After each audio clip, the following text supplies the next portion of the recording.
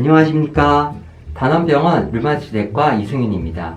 오늘은 류마티스 관절염에 대해 알려드리겠습니다.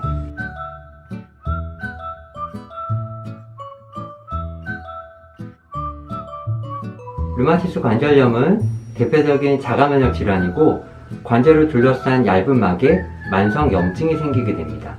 관절에 염증 반응이 시작되면 뼈를 만드는 세포보다는 파괴하는 세포가 더 많은 활동을 하게 되고, 따라서 뼈와 연골이 파괴되고 결국에는 관절이 변형됩니다. 자가면역 질환이라는 점에서 알 수 있듯이 폐, 눈, 심장이나 혈관에도 비정상적인 면역 반응을 일으키게 됩니다.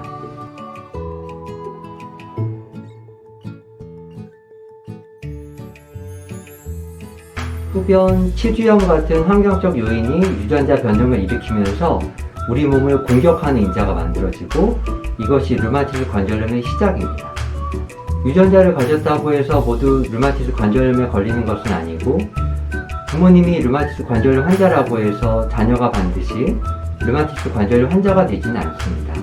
즉, 류마티스 관절염은 유전적 성향은 있지만 유전병은 아닙니다.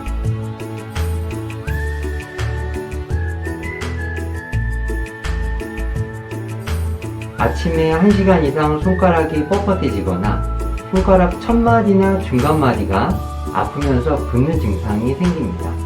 손목, 팔꿈치, 어깨, 발, 발목, 무릎, 턱관절, 목 등 우리 몸 대부분의 관절에 증상이 생길 수 있습니다.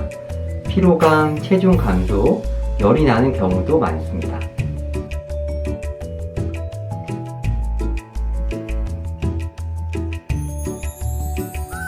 류마티스 인자와 염증 수치 상승을 확인하기 위해 혈액 검사를 기본으로 하고 통증이 있는 관절의 엑스레이를 찍게 됩니다.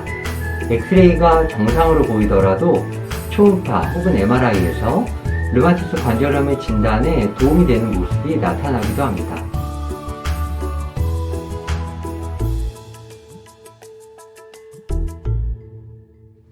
류마티스 관절염을 방치하면 아플 뿐만 아니라 관절이 변형돼서 심한 경우 손으로 물건을 짚지 못할 수도 있습니다. 치료를 시작하게 되면 비스테로이드성 소염제 또는 코르티코스테로이드를 투여하면서 염증을 낮추고, 면역을 조절하는 항류마티스 약물의 효과가 나타날 때까지 염증 반응을 조절합니다. 기존의 항류마티스 약물로 치료가 잘 되지 않는 경우에는 생물학적 제재로 치료를 변경하고, 생물학적 제재 한 가지의 반응이 좋지 않다면 다른 종류로 바꾸기도 합니다. 최근에 개발된 표적합성 항류마티스 약물은 주사가 아닌 입으로 복용할 수 있다는 장점이 있습니다.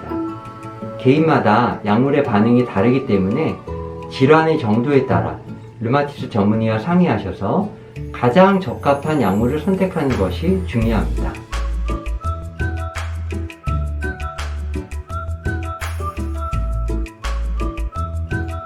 류마티스 관절염을 치료하는 목적은 관절 변형을 막아서 통증 없이 정상적인 생활을 하는 것입니다. 류마티스 관절염을 완치할 수는 없지만 염증과 관련된 증상과 징후가 없는, 즉 관해 상태를 유지할 수 있습니다. 새로운 치료제가 계속 개발되고 있는 만큼 관해에 도달하는 환자분들이 더 늘어날 것으로 예상하고 있습니다. 관해가 되더라도 항류마티스 약물을 완전히 중단하면 증상이 재발되거나 악화될 수 있기 때문에 대부분은 약물 치료를 꾸준히 받는 것이 필요합니다.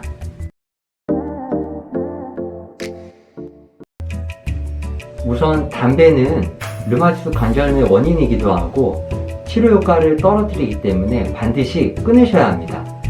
규칙적인 운동을 하셔서 관절 주변 조직을 튼튼하게 하고 근육량을 유지하는 한편, 관절이 붓고 아픈 급성기에는 휴식을 취하셔야 합니다. 기름기나 당분이 많은 음식은 류마티스 관절염 유발인자를 활성화시키므로 적게 드셔야 합니다. 류마티스 관절염 환자가 통증이 시작되고 진단을 받기까지 평균 2년이 걸립니다. 그런데 류마티스 관절염에서는 1, 2년 이내에 관절이 파괴되기 시작합니다. 아침에 손가락이 뻣뻣하거나 손가락 마디가 붓는 증상이 생기면 류마티스 전문의 진료를 꼭 받으시기 바랍니다.